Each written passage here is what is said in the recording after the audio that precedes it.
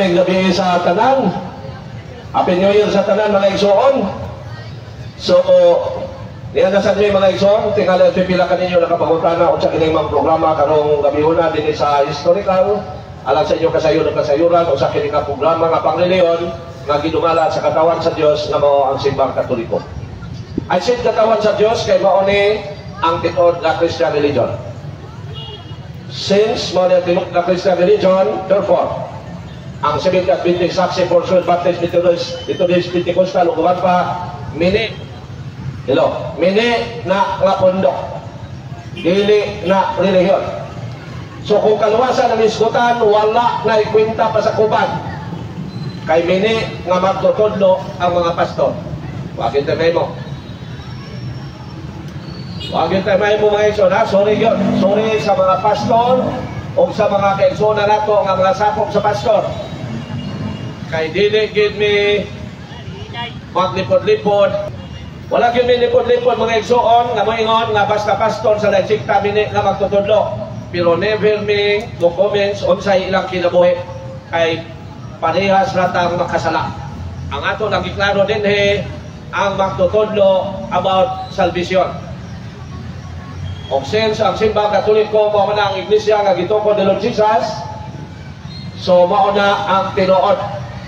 O kay usa raman ang tinuod, usa ang dili sakop sa simbang Katoliko, mili na sila. So mao na mga igsoon, no? Mao na ang hinungdan nga nung namin dinhi. So ako balikon usa kini ka programa nga pangreliyon, ang katuyuan pagting-aw sa tinuod nga pagtulunan sa Dios nga angay natong masayran samtang buhi pata dinhi sa kalibutan. Kay daghan karon ang nagamit o nahimong instrumento sa yawa. There are more or less 60,000 denominations throughout the world. Ang gigamit sa yawa aron bungkagon ang simbahan nga gitukod ni Lord Jesus nga mao ang simbahang Katoliko. I said bungkagon kay usa lang ang ilang kontra. Kung maminaw ka sa saksi, Katoliko giatake. Kung maminaw ka sa sabdista, Katoliko gitira. Kung maminaw ka kibuloy, Katoliko makaluluoy. Kung maminaw ka sa glipay, Katoliko gisaway. Kung maminaw ka sa Pentecostal, Katoliko gifatal. Kung maminaw ka sa dating daan, Katoliko gipaluwas-lawasan. Kung maminaw ka sa Iglesia ni Cristo, Katoliko gilatigo.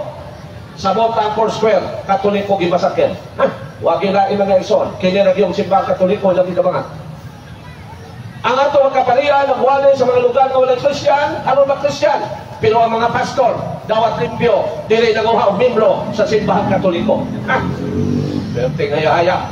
Ang mga pari na nagwalay sa mga lugar na walang Christian, ipangpatay, na martir. Pero ang atong mga kaigsoon, mga pastor, nga mini na magtutudlo sa Katoliko, nanguha og membro.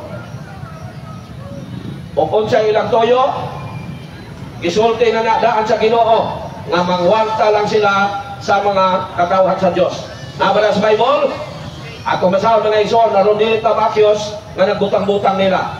Tito 1:11, kay din kinahanglan din sila pagpanudlo kay nagsamog sila sa mga panimalay.